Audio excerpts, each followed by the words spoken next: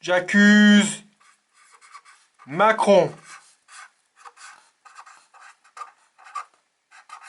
son gouvernement et tous les pseudo-experts. Et je demande qu'ils soient jugés par les Français pour les conséquences de leurs actes. Moi, en France, dans notre beau pays français, une question que je me pose, c'est quelle est la capacité réelle que l'on a de pouvoir tester les gens? Parce qu'apparemment, les tests, ils sont pas si simples. Donc, s'il y a des personnes comme ça, certains infectés, certains qui le sont pas, et qu'on dit, ben, les tests, on peut seulement avoir des résultats pour quelques-uns d'entre vous,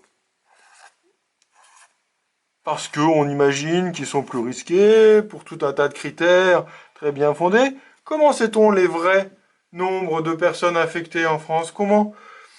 Pour toutes les personnes qui ont un doute, qui vont rester dans l'angoisse, on attend qu'ils soient en détresse pulmonaire pour aller les mettre à l'hôpital?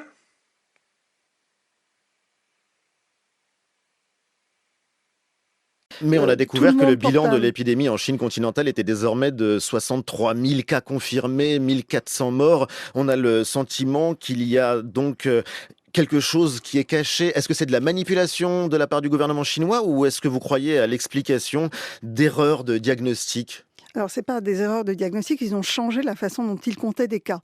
Auparavant, ils comptaient les cas lorsque les tests étaient positifs. Mais ils sont en rupture, en fait, de stock de tests. Et donc, en fait, ils ne peuvent pas tester tous les gens qui ont des symptômes. Et donc, ils ont décidé d'accepter de comptabiliser des malades simplement sur une radiographie de thorax, sans faire le test. Et donc, ça a totalement changé, évidemment, leur comptabilité. On est à plus de 1000 tests pratiqués. Alors, on peut aujourd'hui tester beaucoup de gens en France, il n'y a pas de problème de capacité, il y a un problème d'indication. Tester tout le monde n'a pas beaucoup de sens. Tester autour de cas groupés, tester dans un établissement de santé, tester dans une maison de retraite a un véritable intérêt. Tester une infirmière, par exemple, qui travaille à l'hôpital. Donc aujourd'hui, on est vraiment sur cette logique de recherche active de cas, de recherche évidemment systématique du virus pour toute personne hospitalisée, pour toute personne en réanimation, quand on a plusieurs cas au même endroit. Quand on dépiste des personnes vraiment sans symptômes, d'abord on a souvent des négatifs et ensuite ça ne prédit pas de l'évolution.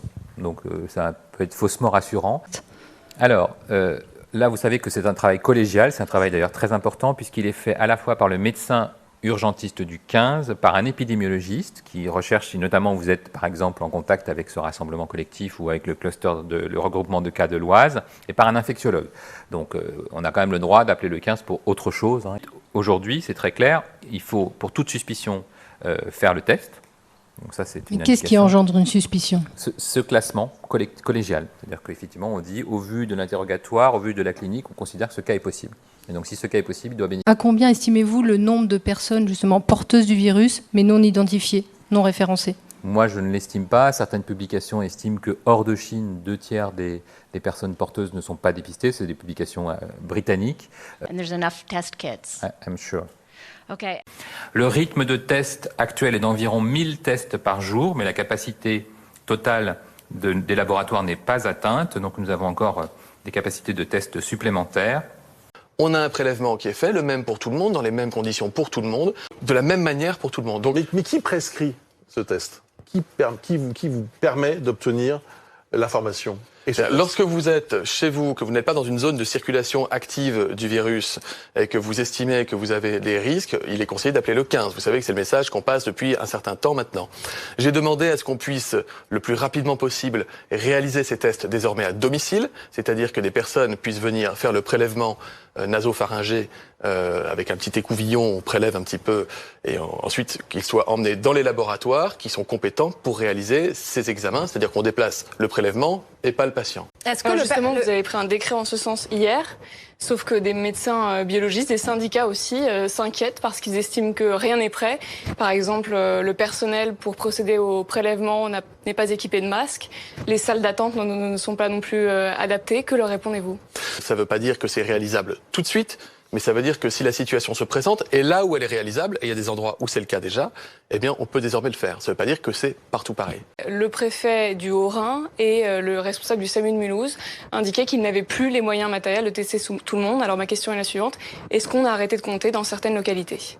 Alors, la demande du national, en tout cas, et vous savez, j'ai eu des remontées aujourd'hui de Français qui disaient qu'ils avaient le sentiment d'avoir eu de la fièvre, ou qu'ils avaient de la fièvre, et qu'ils avaient été en contact peut-être avec des personnes et qui n'avaient pas été forcément testés. Alors, je ne sais pas si le risque était suffisamment avéré pour qu'il justifie d'un test, mais si c'est le cas, je vais repasser demain la consigne aux agences régionales de santé, au stade où nous sommes aujourd'hui.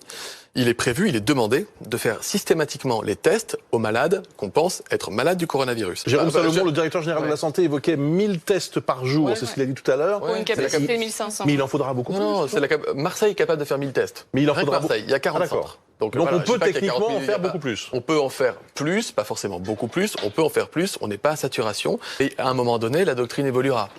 D'ailleurs, ça a été le cas en Chine et dans d'autres pays.